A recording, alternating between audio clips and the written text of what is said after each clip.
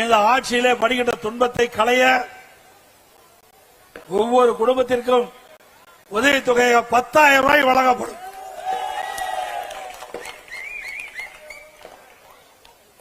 நகர பேருந்தில் தற்போது பெண்கள் கட்டணம் இல்லாமல் பயணம் செய்கின்றார்கள். அதே போல அதிமுக ஆட்சிக்கு வந்த பிறகு ஆண்களும் நகர பேருந்திலே கட்டணம் இல்லாமல் பயணம் செய்யலாம்.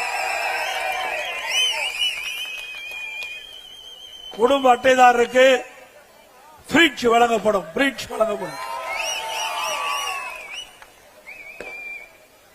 குடும்ப அட்டைதாரருக்கு அதிமுக ஆட்சி வந்தவுடனே விலையில்லா பருப்பு, விலையில்லா எண்ணெய் வழங்கப்படும். சமையல் எண்ணெய். சென்னை மாநகரம் சரி, நகரத்திலும் சரி, கிராமத்திலும் சரி, நம்முடைய பெண்கள் வேலைக்கு செல்வதற்கும், வேலை முடிந்த பிறகு, பணி முடிந்த பிறகு வீடு திரும்புவதற்கும், அம்மா இருசக்கரம் வாங்குவதற்கு 5 லட்சம் அம்மா இருசக்கர வாகனம் வழங்கப்படும் பெண்களுக்கு. ஒவ்வொரு அம்மா இருசக்கர வாகனம் வாங்குறதுக்கு 25,000 ரூபாய் மானியம் வழங்கப்படும். ஆட்டோ ஓட்டுகின்றவர்கள் ஆட்டோ சங்கத்தில் பதிவு செய்யப்பட்டு புதிய ஆட்டோ வாங்கினா 75,000 ரூபாய் மானியம் கொடுக்கப்படும். முதியோர் உதவித்தொகை உயர்த்தி வழங்கப்படும் 2,000 ரூபாயாக.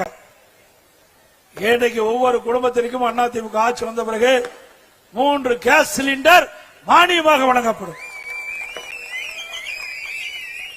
நம்முடைய தாய்மார்களுக்கும் பெண்களுக்கும் தீபாவளி பண்டிகை சிறப்பாக கொண்டாடுவதற்கு அவர்களுக்கு பட்டு சேலை வழங்கப்படும். படித்த இளைஞர்கள் வேலைவாய்ப்பிலே பதிவு செய்யப்பட்டு பணி கிடைக்காமல் இருக்கின்ற நம்முடைய இளைஞர் சகோதரர்களுக்கு மாதந்தோறும் பட்டப்படிப்பு படித்தவர்களுக்கு 2,000 ரூபாய் வழங்கப்படும். பிளஸ் 2 படித்தவர்களுக்கு 1,000 ரூபாய் வழங்கப்படும். நகர பகுதியிலே